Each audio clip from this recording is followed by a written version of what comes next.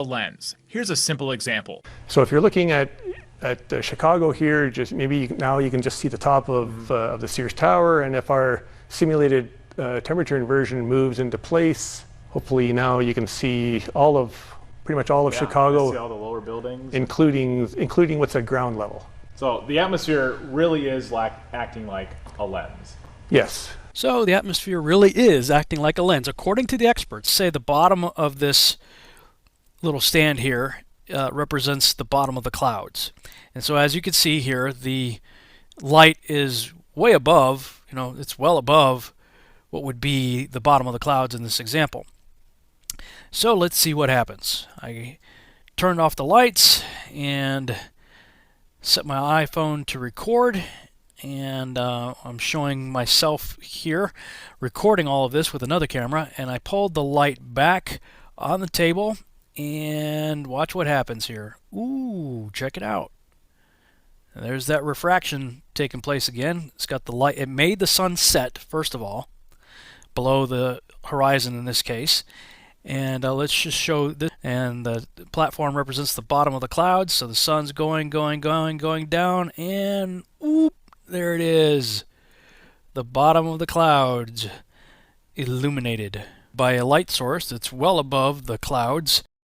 But for anybody who hadn't seen it, with just atmospheric lensing or magnification, you have the sun dropping and setting and not changing size. So I thought we were going to keep this honest.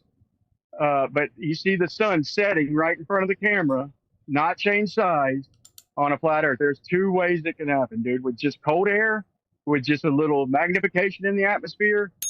I see where this thing's going already, man. So I'm going to act accordingly, man. Yeah, I have a question. So then you're saying that the sun is literally on the ground? Because in this demonstration, the sun, your analog sun is literally on the ground here. So you're saying that the sun is literally touching the ground in reality? Nope. Did the sun touch the ground? Did the sun touch the ground in either example?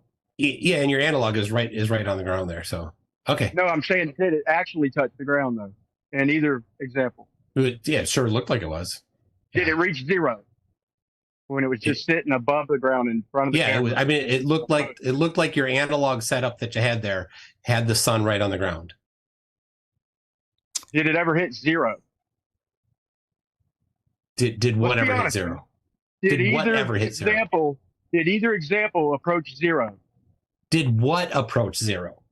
The sun examples, the white light in the first video, or the picture of the sun, or the flashlight in the second video. Did either of them touch the ground or zero? The horizon is zero. Yeah, it sure looked like you had placed the light, or whoever had done it had placed the light right on the ground. It looked like it, yeah. But it didn't, though, right? It didn't, though. But it did disappear, though, right? Yeah. So what I'm getting is that you think that the sun is literally basically right on the ground for flat Earth. That's what I'm getting. What I'm getting is that the sun right in front of your direct line of sight disappeared. There's two examples of how it could work on a flat Earth, plain as day, without the size changing. This is hilarious because I've literally got him boxed in from every side.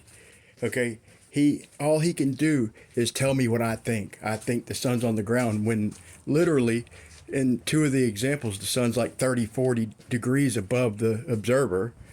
Okay, but he's got nowhere else to run because he's made the claim so many times that the sun has to be at a negative angle or a negative tangent to set, that it can't work on a flat Earth. So when they make that claim, we show them these demonstrations, and usually they'll wait a week or two before just lying and asking, how can a sun set on a flat Earth? How can clouds under, usually he can't even make it to the end of the debate.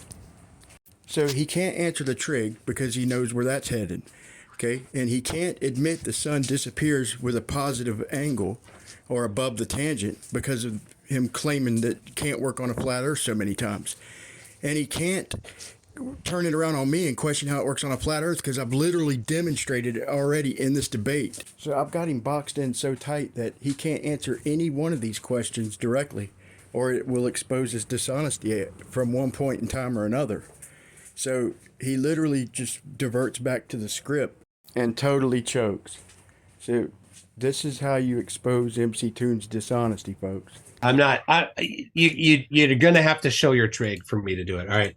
Here is for flat Earth. I don't know how this works, but that's quite amazing. That's how I think you're gonna have to explain it. We're off to a bumpy start because I just showed you in the first video with just a little bit of lensing, like they say the atmosphere of the lens, we backed the sun away, it disappeared, and it hit the bottom of the cloud. So you think so how high is the cloud? How high did you measure the sun to be? So I can demonstrate something, and in the same debate, you pretend you didn't even see it. I literally demonstrated it. Brian, how high did you measure the sun to be over flat Earth? Let me pull the trig for you, man, because I'm not going to let you weasel out of this one. So there you have it, folks. Putting on a clinic number 2, exposing MCToon's dishonesty. Clinic 3 coming soon. Thanks for watching.